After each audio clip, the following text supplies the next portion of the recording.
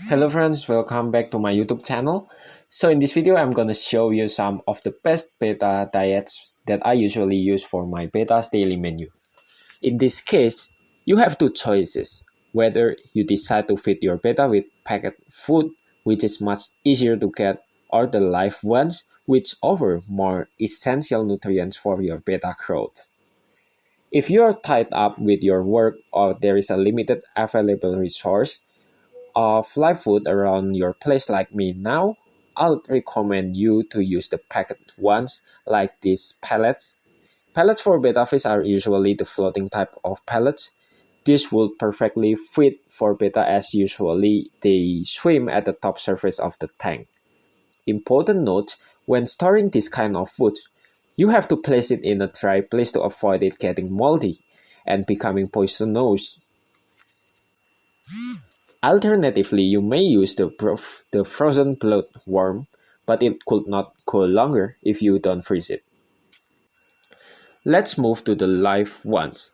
Aiming at control the proliferation of mosquitoes that annoy us every night with their ning sound, why don't we feed their larvae to our betta as they contain high level of protein as well as the ash, which is essential for the growth of our betta and to promote the color mutation process.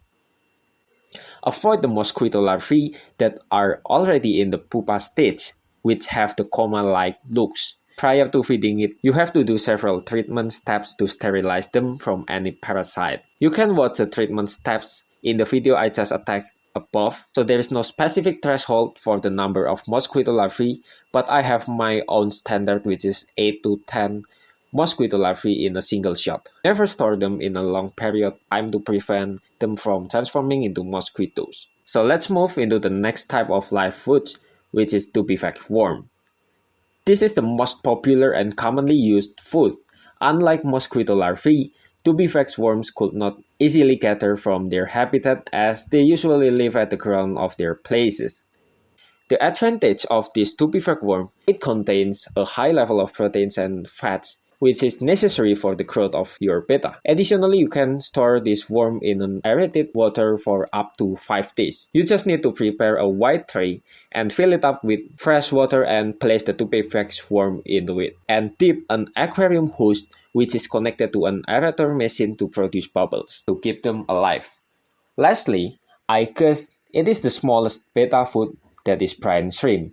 Brine shrimp is usually used for juvenile and newly hatched betta. Basically, these small creatures inhabit saline water. You can buy them in egg form and hatch them anytime you need. I recommend this type of food as it offers high flexibility as you can store it for a long time in a dry place.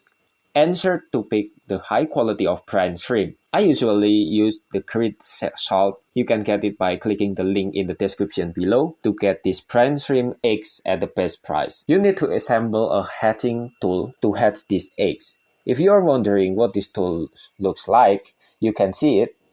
I got this image from the internet.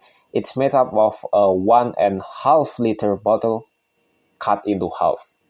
The top part of the bottle is then connected to a hose and placed upside down on the bottom part of the bottle. Connect the hose to an aerator machine to produce bubbles. Fill it up with saline water and deploy these eggs. Prior to giving to your betta, you have to soak them in fresh water for minutes. Okay, so I think it's enough. Whether you want to feed your betta with live foods or the packed ones, the choice is yours. It depends on the situation and the size of your betta.